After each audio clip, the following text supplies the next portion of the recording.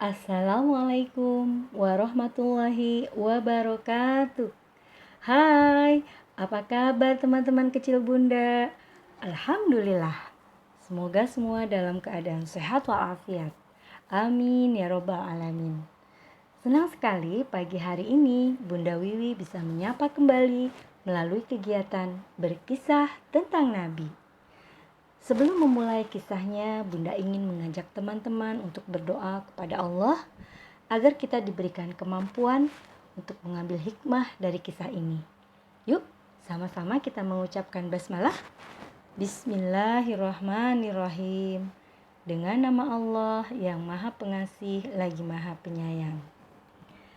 Teman-teman, pagi hari ini Bunda Wiwi ingin membawakan sebagian dari kisah Nabi Sulaiman alaihissalam.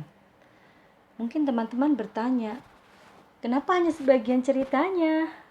Ya, karena ternyata kisah Nabi Sulaiman alaihissalam sangat banyak dibahas di dalam Al-Quran, teman-teman.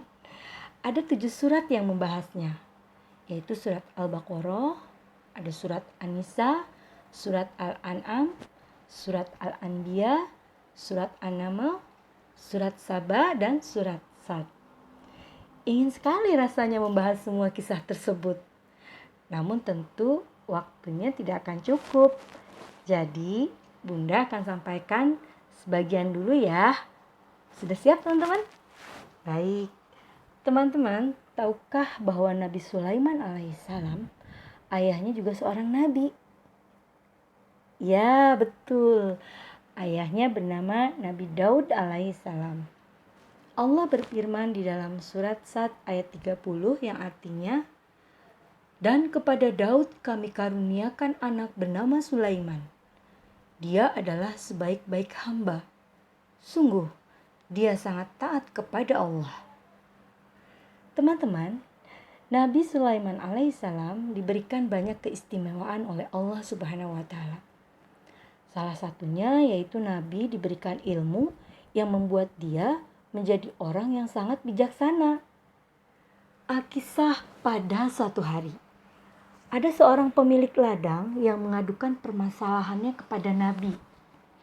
Orang itu berkata, "Wahai Nabi Sulaiman, bantulah aku agar tidak merugi, karena tanaman-tanaman di ladangku telah dimakan oleh kambing-kambing miliknya." Seraya ia menunjuk sang pemilik kambing. Lalu Nabi Sulaiman memberikan nasihat dengan bertanya, "Bagaimana jika kambing-kambing ini untuk sementara waktu tinggal di tempatmu? Ambillah manfaatnya, seperti susu kambing yang dapat diperah dan diminum keluargamu." Lalu pemilik kambing-kambing itu pun bertanya juga, "Wahai Nabi Sulaiman, kalau seperti itu, kapankah aku bisa mengambil kembali kambing-kambing milikku?"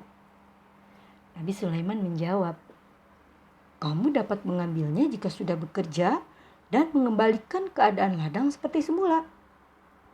Alhamdulillah, segala puji bagi Allah. Akhirnya teman-teman, mereka pun sepakat dan menerima keputusan tersebut tanpa merasa ada yang dirugikan.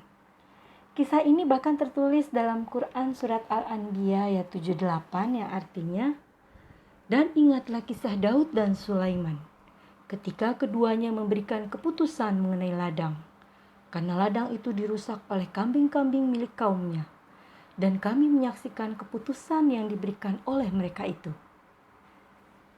Teman-teman, kisah Nabi Sulaiman alaihissalam berikutnya adalah tentang bagaimana Allah memberikan kemampuan kepada Nabi untuk menjadikan jin, manusia, dan burung sebagai bala tentaranya Nabi. Bahkan mereka bisa berbaris dengan rapi.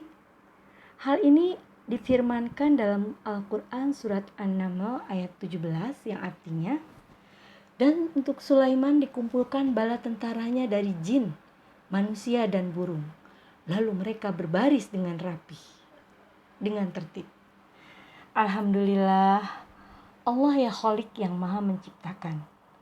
Dengan izinnya Allah juga memberikan kemampuan kepada Nabi Sulaiman alaihissalam untuk bisa mengerti bahasa binatang. Salah satunya yaitu binatang semut. Pada satu waktu, ketika Nabi Sulaiman dan pasukannya tengah dalam perjalanan, tiba-tiba Nabi Sulaiman meminta pasukannya untuk berhenti. Berhenti! Demikian perintah Nabi. Semua pasukannya bertanya-tanya, ada apa wahai Nabi Sulaiman? Tunggu, ada rombongan semut yang akan lewat. Aku mendengar percakapan mereka. Jawab Nabi Sulaiman. Allahu Akbar, ucap pasukannya, memuji kebesaran Allah atas kemampuan Nabi Sulaiman tersebut. Nah, kisah tentang percakapan Nabi dengan semut ini ada di dalam Al-Quran, teman-teman. Surat An-Naml ayat 18 dan 19. Yang artinya, hingga ketika mereka sampai di lembah semut. Wahai semut-semut, masuklah ke dalam sarang-sarangmu, agar tidak diinjak oleh Sulaiman dan bala tentaranya. Sedangkan mereka tidak menyadari. Maka dia Sulaiman tersenyum lalu tertawa karena mendengar perkataan semut itu. Dan dia berdoa, ya Tuhanku, anugerahkanlah aku ilham untuk tetap mensyukuri nikmat-Mu yang telah Engkau anugerahkan kepadaku dan kepada kedua orang tuaku. Dan agar aku mengerjakan kebajikan yang Engkau ridhoi. Dan masukkanlah aku dengan rahmat-Mu ke dalam golongan hamba-hamba-Mu yang soleh. Demikianlah dua kisah dari Nabi Sulaiman alaihissalam.